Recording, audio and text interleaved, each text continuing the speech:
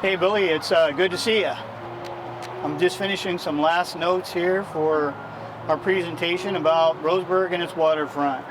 It's pretty crazy that you can be out here on the waterfront, have Wi-Fi, geese in the background, water flowing, looking at an island, the mouth of a deer creek.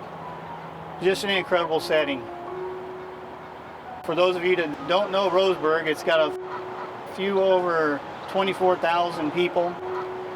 Roseburg is kind of growing out from the outside, and there's so much that's left in the middle of Roseburg that's just natural, and it's creating an incredible opportunity. As we look at this, I want to bring up the point that we have a map that shows 25,000 feet of waterfront from Douglas County Fairgrounds all the way down to Stewart Park and Elk Island and Deer Creek, the old Deer Creek settlement. Deer Creek is right in the middle of those numbers. The river, the bike path, all of this opportunity of a natural setting. Not only does Roseburg have the 25,000 feet of waterfront, but we have 40,000 cars a day that goes past. So again, when we tie the natural setting that we have here in Roseburg with the amount of people that go across and through Roseburg on a daily basis, it creates a great opportunity for all people. That opportunity, I believe, is connected to a study that was done about 4 years ago. We're all getting and wanting to be more healthy. We want to go camping every now and then, but maybe not go way out in the wilderness. And so these things that we're going to present today will talk about more inner city activity, inner city outdoor recreation, inner city camping, inner city boating, those kind of things that can create an enormous economic opportunity for all. Fishing, boating, camping, all those kind of things, anything outdoor. We also have the Blue Zones, which is a big movement that's in Roseburg now that pushes lots of outdoor activity. So this 25,000 feet of riverfront that we have to take advantage of. Now we want to go into, we've talked about 25,000 feet of waterfront. We've talked about 40,000 cars daily. Now, 2 years ago or 3 years ago, ODOT put $75,000 into a study, what's called the Pine Street Commercial Overlay. That area is the only commercial waterfront in Roseburg. It's 1,000 feet from Douglas Avenue that comes down to Deer Creek, and they've approved more construction in this area, but not more roads. We don't have to build more roads in. It's more pedestrian and bicycle friendly, and we can build up to 70% of the land area as long as it's a Victorian kind of historic kind of structure that has commercial on the lower floor and either commercial or residential on the second and third floors. But all of these lots down this street can be built to those specifications.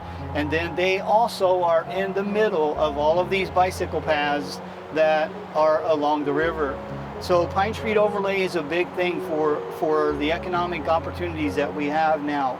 Then we as Elk Island Trading Group also have what's called the bridge properties, and you can see the bridge in the background back there, and actually there's an 8-acre to 10-acre inner city lake that you get access by those bridge properties. Our goal is to create glamping opportunities, handicap fishing, boating rentals, things like that out on that lake to create a lot of waterfront activity. In the recent 138 improvements, corridor improvements by ODOT in the city, they also put a lot of money into a multi-purpose path with nice lamps and everything on the south side that you can walk along that 10-foot bicycle path and look down at the river. And that would be where we generate a lot of watercraft activity for people to come and rent boats, kayaks, canoes, pedal boats, rowboats, all of those kind of things. So that's what we consider our bridge property. As you come down Harvard and you come off of I-5 down Harvard, then you hit the Oak Street as you go across the Oak Street Bridge. Then there's also the Washington Street Bridge that comes back to the west, but we own the property on the west bank of that area. Again, the only property that connects to that inner city lake. And then third real estate opportunity that we have is we have Pine Street Overlay, which we have several lots on. Then we have the bridge properties, and then Elk Island has now come into play in the last few days. with Elk Island Trading Group reaching an agreement with Armand Boyer for the purchase, there's 15 acres of property that are above the high water mark that can possibly one day, we've been involved for 10 years, but could possibly have fishing and boating, gold panning, gardening, all of these kind of things for therapy for all of us that need therapy from time to time and get out into the outdoors and do recreation.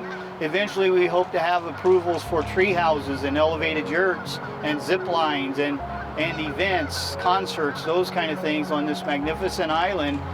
And you can probably hear the geese that are honking out there at us right now.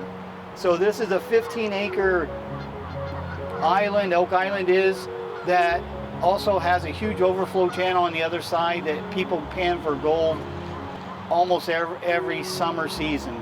So then those are the 3 real estate properties and possibilities for investment that are out there, that we have several pieces now, but we need more. But then we go into the history of this area. The area we're standing on was originally called Deer Creek Settlement. It was called that because of where I can see from here, Deer Creek, the mouth of Deer Creek coming into the South Umpqua River. We have a mouth of the Deer Creek, we have a mountain in the area, we have an island, we have the South Umpqua River that teems with steelhead, so lots of fishing opportunities. We have all of these natural settings, and that's why this area was called Deer Creek Settlement to begin with. Then the history then goes a little farther, because we had a guy named Thomas Owens and Sarah Owens that came down. Again, the bridge you see in the background, there used to be a ferry for about 40 years, from 1850 to 1880, 84, when they built the Lane Street Bridge. Thomas Owens and his family ran a ferry across there to connect people from the west part, on the west side of the river, to this side being Deer Creek Settlement in the beginning, later renamed to Roseburg. We also have Farquhar, Thomas Farquhar, who had a house down in the Pine Street overlay that we have now, and he rowboated people back and forth because he farmed the island with Oregon Agricultural Institute, which is now known as Oregon State University.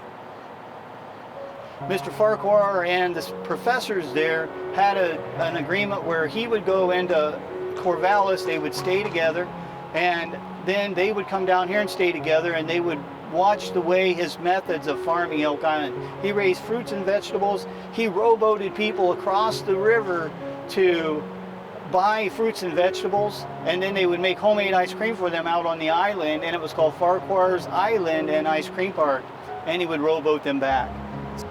And then thirdly, our third really historic figure is William Perry. From where I can see, behind where Billy's standing, they're up Deer Creek, about 1,000 feet up the mouth of the river, was the 3rd grist mill in Oregon. It was made by William Perry. William Perry was actually the builder and architect of all 3 of the first ones.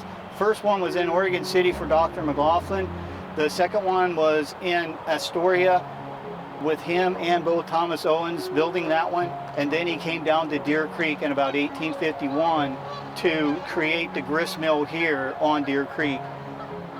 He also became the first Douglas County Commissioner. So we have some incredible history right here in these areas. So now what we want to talk about is the opportunities. So we have history here, we have lots of people coming down I-5. I mean, today it's January 31st and it's 65 degrees right now and sunny. It's incredible. So we have mild weather. So there's all kinds of opportunity here that people want to move to this area. So we need a group of people that want to see this same opportunity and get in, come in with us as partners in some way, shape or form, or investors, to help us move these 3 projects forward more quickly, not only for ourselves, but for this community. Can you imagine a single mother that has 3 kids, that she doesn't want to go out into the wilderness to go camping, but she can come down to Elk Island and stay in a tree house or stay in a tent, and her children can fish?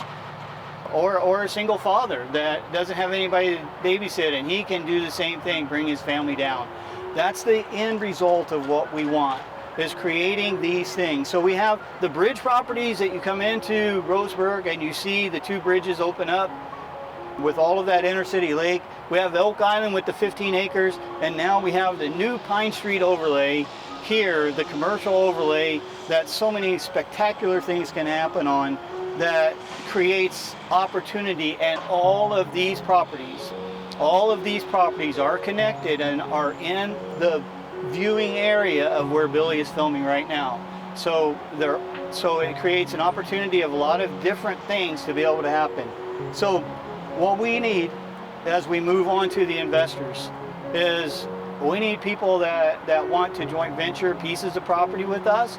We need investors that want to maybe loan money on properties, and we need people that just want to get involved, that want to help lend a hand with how do we get tree houses approved, and how do we get elevated yurts approved, or zip lines, whatever it might be. And I can't even think and say all the things right now. I know as you see these opportunities, you'll probably be thinking about them yourself. But again, 25,000 feet of waterfront with 25,000 feet of bike path, 40,000 cars daily going on Interstate 5. Pine Street overlay now, the only commercial waterfront property that Roseburg has, 1,000 feet. Can you imagine little breweries or small bars or restaurants on the river? We haven't ever had it. We have the opportunity for it now. So then you tie that to the bridge properties and what we do there with the waterfront activity, Elk Island, and all of the things it has now even as a natural setting, but then potentially the tree houses. It's an enormous project that we have to do one piece of the project at a time. And when we look back 10 to 20 years from now, we will have completely changed the culture of the city of Roseburg into whatever we are today, which is a lot of good things happening, but into an incredible, exciting, and healthy outdoor recreation area on the South Umpqua River. Thank you.